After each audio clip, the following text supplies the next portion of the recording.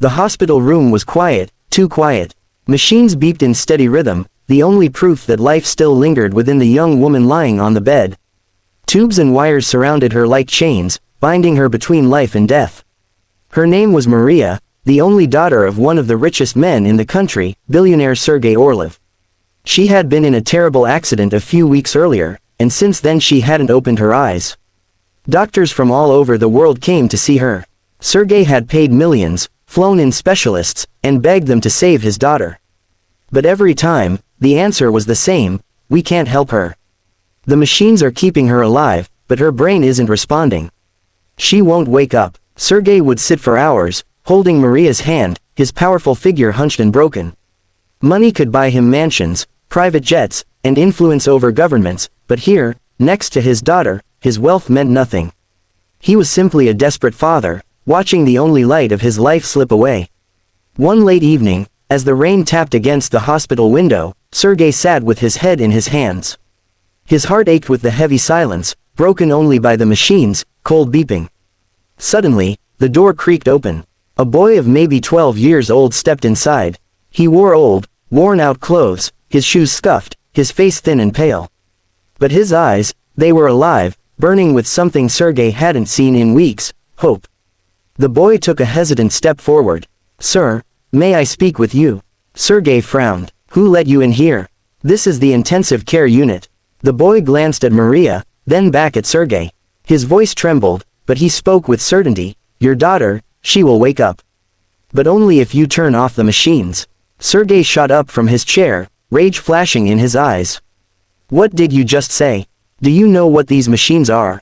They're keeping her alive. Without them, she'll die."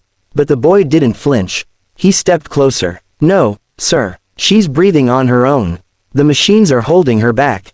Her soul can't come back while she's chained to them. If you want to see her eyes open again, you must believe and let go." Sergei's face turned red with anger. How dare this poor boy, this nobody, say such madness when 20 of the world's best doctors couldn't do anything? "Get out," he roared, pointing at the door. "Get out before I have you thrown out." The boy lowered his head and slowly walked away. But before he left, he turned back and whispered, "If you don't believe me, you'll lose her forever." And then he was gone. That night Sergei couldn't sleep. His daughter's fragile breathing echoed in his ears. He remembered the doctor's words, their hopeless tones. He remembered the boy's eyes, clear and full of faith. His mind screamed that it was nonsense, yet his heart whispered differently. By morning, the doctors returned with the same recommendation: "Mr.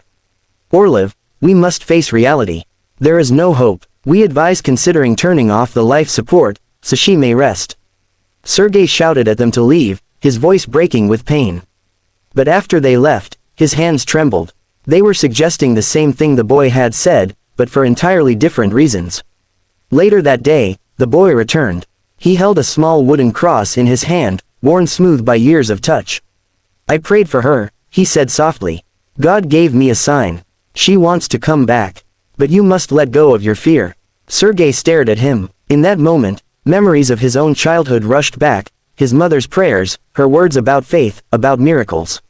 He had long abandoned those beliefs in pursuit of wealth, but now, staring at his lifeless daughter, something inside cracked. "Do you really believe she'll wake up?" he asked, voice trembling. The boy nodded. "I don't believe, sir. I know." Sergei stood by the machines. His heart pounded like a drum. His hands hovered over the controls. He had built empires, made ruthless decisions that changed the lives of thousands, but never had he felt such fear. One move could either kill his daughter, or save her.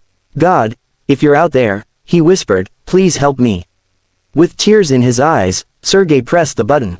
The machines went silent. The steady beep vanished. The room was filled with unbearable quiet. Sergei's chest tightened. Had he just killed his daughter? Then it happened. Maria's chest rose, slowly but surely. She drew in a deep breath, on her own. Sergei gasped, his knees nearly giving out. Then her fingers twitched, her lips parted, and the faintest voice came out. "Papa." Sergei collapsed beside her bed, sobbing. "Maria, my little girl, I'm here, I'm here." He kissed her hands, her forehead, crying harder than he ever had in his life. The boy stood quietly in the corner, a gentle smile on his face, as though this moment was exactly as he had always known it would be. Within minutes, doctors rushed in. They froze at the sight before them, Maria breathing, whispering, opening her eyes. One doctor dropped his clipboard in shock. This is impossible.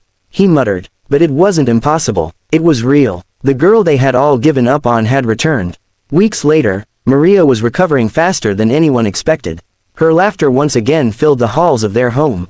Sergei never left her side, thanking God every day for the miracle he had almost denied. One afternoon, he sought out the boy. He found him sitting outside the hospital, playing with a stick in the dirt. Sergei sat down beside him. "You saved my daughter's life," he said. "Tell me what you want. A home, education, money, anything, you'll have it." The boy shook his head. "I don't want anything, sir." Sergei frowned. "But why? I owe you everything." The boy looked at him with those same bright eyes and answered, "I only wanted her to live. Just promise me one thing, help others who don't have hope. Use what you have not just for yourself, but for them." Those words struck Sergei deeper than any deal, any success, any failure in his life. He nodded, tears forming again. "I promise." From that day forward, Sergei's life changed. He created a foundation to help children in need, built hospitals where the poor could be treated for free, and told everyone who asked about his transformation, "It wasn't the doctors, and it wasn't my money. It was a poor boy who taught me to believe again." And every time Maria smiled at him, alive and full of light, Sergei remembered the moment he had dared to believe the impossible.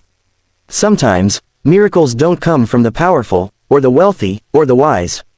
Sometimes, they come from the pure faith of a poor child, whose words can move mountains and bring life where there was none.